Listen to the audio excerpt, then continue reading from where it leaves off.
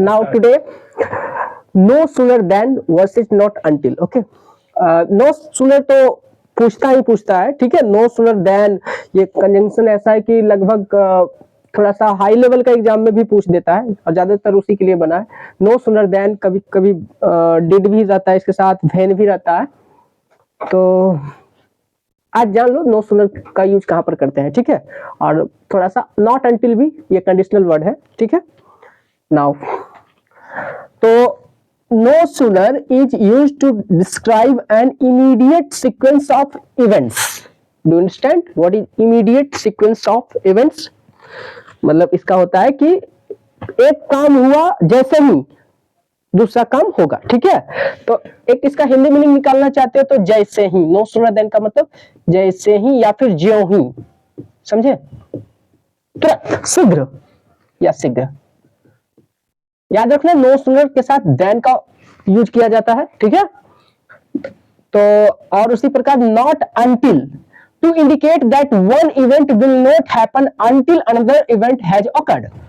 जब तक कि दूसरा काम नहीं हो जाए तब तक वो काम नहीं होगा। ये एक कंडीशन मांगता है, जब तक की, जब तक की, ठीक है, जब तक की ना, जब तक कि ना। देखिए अंटिल तो ऐसे ऑलरेडी निगेटिव है, अंटिल के साथ नॉट का प्रयोग नहीं किया जाता है, लेकिन यहां पर नॉट पहले आया है, ठीक है। डू नॉट डज नॉट नहीं लगता है, ठीक है। तो ये कंजंक्शन की तरह यूज किया जा रहा है, कंडीशनल वर्ड से पहले कंजंक्शन को देखना है, ठीक है। नॉट अंटिल भी एक कंपाउंड कंजंक्शन है, समझ गए ना। तो जैसे I want leave the house until it stops rain.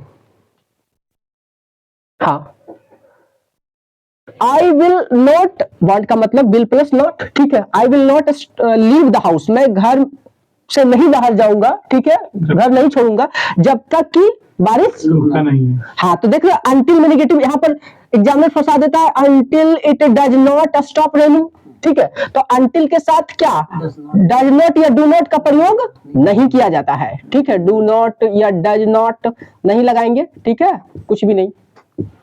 तो यहाँ पर समझने वाला जानने वाला ये बात था कि अंटिल के साथ डू नॉट डज नॉट नहीं लगेगा।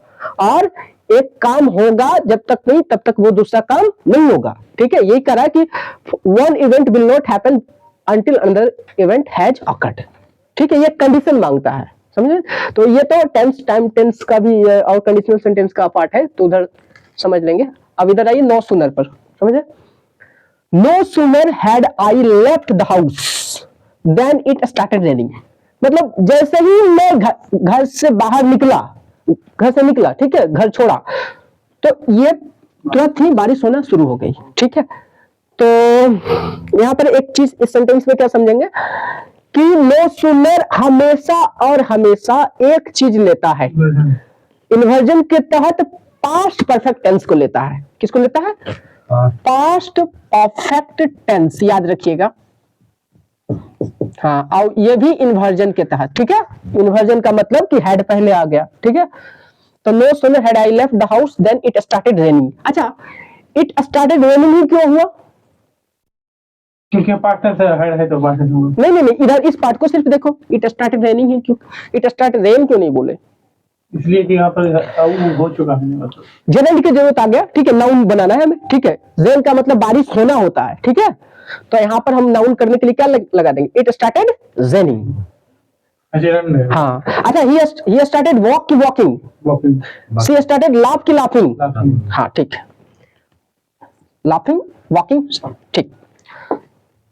No sooner had she finished her homework, जैसे ही उन्होंने क्या किया, होमवर्क समाप्त किया, ठीक है। No sooner had she finished her homework then she went to bed, ठीक।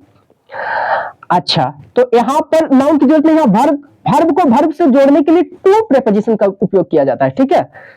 तो यहां पर कह सकते हो कि V1 plus V1 to V1 हो सकता है, V2 प्लस या टू V1 हो सकता है, V2 हो सकता है, ठीक है। तो यहां पर समझना है कि दो वर्ब को जोड़ा है, किसको किसको?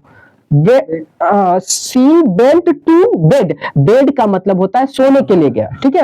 यहाँ पर सोने के लिए हो गया, ठीक है।